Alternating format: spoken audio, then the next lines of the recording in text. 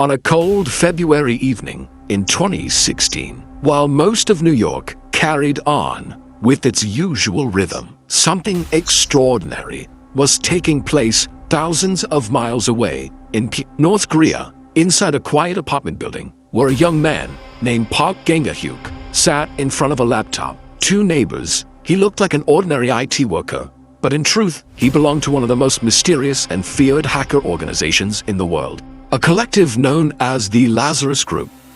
With calculated patience, Park tapped commands into financial systems connected to the Federal Reserve Bank of New York, and with a single action, $81 million disappeared, funneled through global channels before vanishing almost without a trace. This was not the work of one man, nor a one-time crime, but part of a much larger network of operations stretching back years.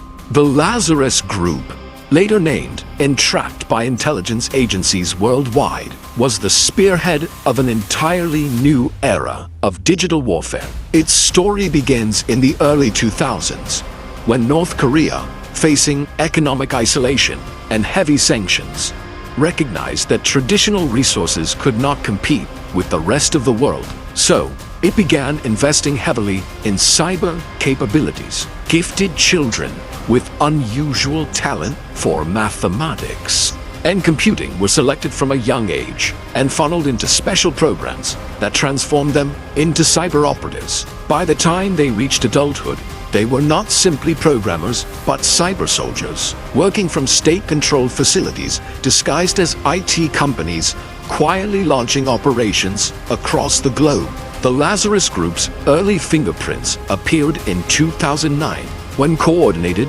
cyberattacks disrupted websites in South Korea and the United States. At first, the evidence was fragmented, but unusual patterns began to connect. Code reused across attacks, traffic rerouted from Pyongyang, and stories from defectors describing entire buildings filled with computers and young men in uniform. Though many doubted that such an isolated nation could cultivate such advanced digital skills, the evidence became undeniable. In 2014, Lazarus shocked the world by targeting Sony Pictures in retaliation for a controversial film, leaking confidential emails, documents, and even unreleased films. Hollywood was thrown into chaos. Servers were crippled, and millions were lost. The FBI officially blamed Lazarus, and for the first time, the group's name echoed through global newsrooms, forcing governments and corporations alike to acknowledge that was not a distant possibility, but a current and growing reality. Then came the Bangladesh bank heist in February 2016, one of the boldest financial crimes in history. Lazarus infiltrated the bank's systems for months, mapping routines, studying employee behavior, and preparing fraudulent transfers. When they finally struck, nearly $1 billion was requested for transfer. Most of it was blocked by chance and human intervention, but 81 million successfully slipped out, laundered through Philippine casinos, exchanged into chips, reconverted to cash, and lost in the labyrinth of global finance. Footage from casino surveillance cameras showed pieces of the operation, but the money itself was never recovered.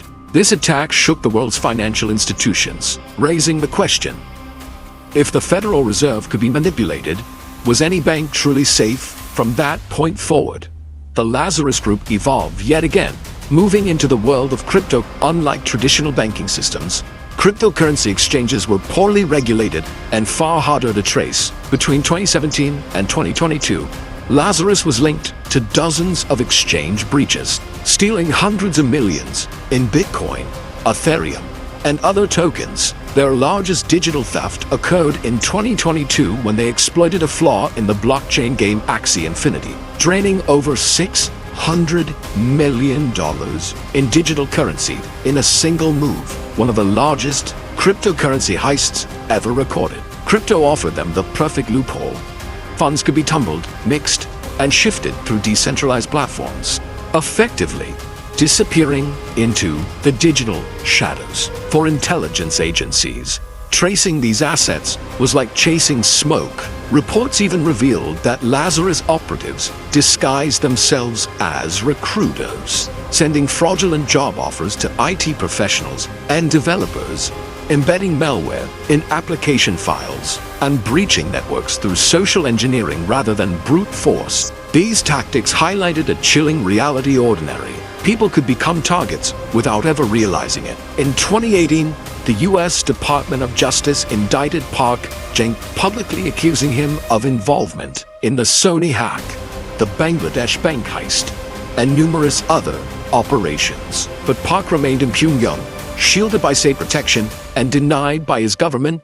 Meanwhile, agencies such as the FBI, Interpol, and South Korea's National Intelligence Service began sharing intelligence and forming global task forces, while private cybersecurity companies like Fiery and Kaspersky dedicated entire teams to following Lazarus's every move. Yet, despite constant surveillance, Lazarus consistently adopted shifting servers, rewriting code, and building shell companies to disguise operations.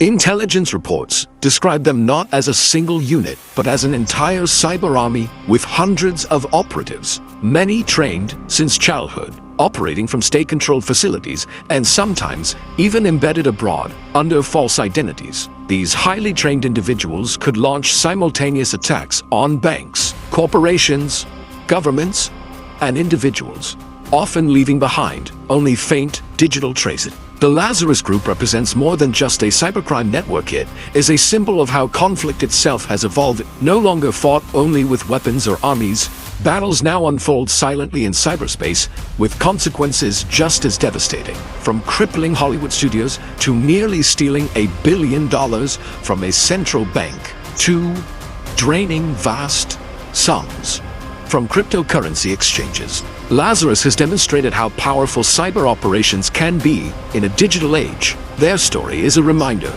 that in a connected world, even the strongest institutions can be vulnerable, and that the front lines of modern conflict are often invisible, unfolding behind glowing screens where keystrokes can alter the course of nations. The Lazarus Group continues to operate today, evolving its techniques, shifting its targets, and rewriting the rules of global cybercrime. A ghostly presence in the digital shadows, always watching, always adapting, and always waiting.